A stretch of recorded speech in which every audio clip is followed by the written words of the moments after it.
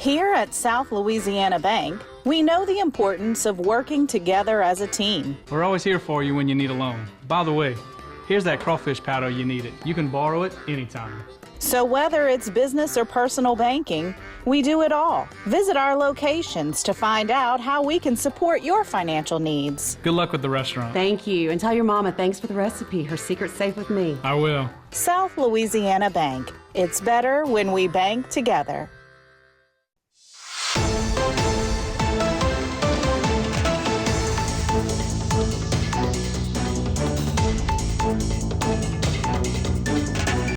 Hello, everyone, and welcome to Bayou Time. I'm Martin False on a very tragic story out of Terrebonne Parish. Joining me, State Police and Superintendent of Terrebonne Parish, Bubba Orgeron.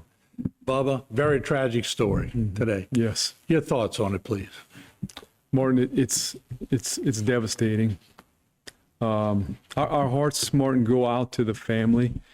Can't imagine hearing that news from their perspective.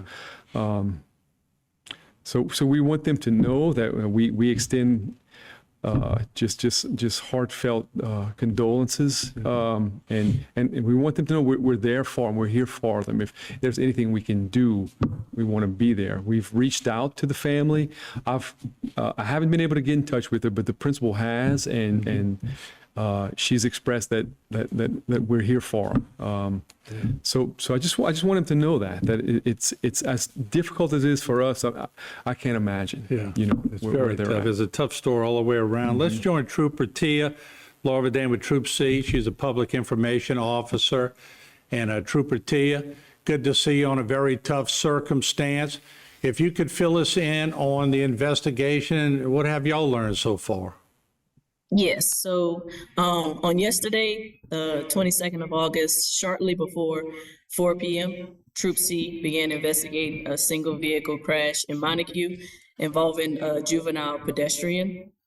The crash occurred in the 500 block of Highway 665. That highway is also known as Pointe-aux-Chenes Road, and this crash claimed the life of 7-year-old Jeremiah Falgout of Montague. The preliminary investigation revealed that a 2019 Freightliner school bus was traveling south on LA 665. After activating the flashing warning lights, the school bus stopped in the 500 block to drop off children, one of those being Jeremiah Falgout. For reasons still under investigation, as the bus resumed its southbound travel, Jeremiah was struck by the bus and sustained critical injuries. He was transported to a hospital where he succumbed to his injuries. Although impairment wasn't suspected during this crash, the school bus driver voluntarily submitted to a breath test, which showed no alcohol detected. The driver of the school bus was also properly restrained and uninjured in the crash. Other passengers on the bus were also uninjured, and this crash, of course, remains under investigation by troopers. Yeah, Trooper Tia, let me ask you this. It's just tragic all the way around. It's very tough covering just general tragic stories, but when it involves a 7-year-old, I'm sure troopers go through the same mourning process as we do here.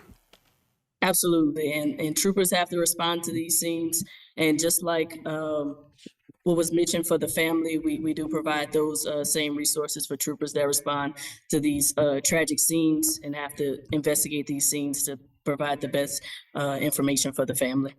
And let me go back to Superintendent Bubba Orgeron. And y'all have released also things on social media, and y'all are reaching out. And I'm sure there's communication with teachers and all, because as we know in social media, it can go from A to Z. That's right. Real quick. I'm sure y'all are handling that, aren't you? We're trying to give as much information as possible without getting caught up in a lot of things that are maybe not true, because I've heard a lot of them so far. One being that the driver had a heart attack. That's not accurate. He's struggling. Yeah. But he's still here. We also, Mark, we sent several of our licensed professional counselors to the school Kids are young, third grade kids, and they're not sure how to process what they may have even seen. Some of them saw some parts of it. So our counselors were there, letting them process, verbally, kind of where they were emotionally, and Jeremiah's teachers, they needed somebody this morning. They showed up to work today, and our people, our professional people were there to kind of just let them express where they were, just to give them some grief counseling. And we're going to continue to do that. You're going to continue to do that into next week, and until we feel that they're in a space that they're okay. Yeah, it's hard to just fathom this. And let me go back to Trooper T, if we could. We always want to talk about safety. Y'all preach safety every single day of the week, every hour of the day. And it just, as safe as you try to be, sometimes accidents happen, but maybe you could just express to the public how safe you really need to be. Right. Now, this is one of those unfortunate tragic events, but we always want to remind drivers to maintain safe driving behaviors. Of course, never drive impaired or fatigued, and limit those distractions, stay alert, and following all traffic laws, especially those in school zones and residential areas. And by doing those simple things, we can work together to try to prevent these tragic events from occurring again. And I'm sure as the state police has more in this investigation, we'll be talking with you more about some of the results, but we appreciate you all joining us today and sharing that with us. And to the superintendent, we appreciate you under tough circumstances. Yes, sir. Coming on. So, and more, our prayers are with the family, and, No doubt. and we ask that the Lord just give them peace. well, thank you for that. And Trooper Tia, thank you for joining us. We appreciate it. And we'll have more in the story as we get more information. And I thank you for joining us, and God bless the family. Amen.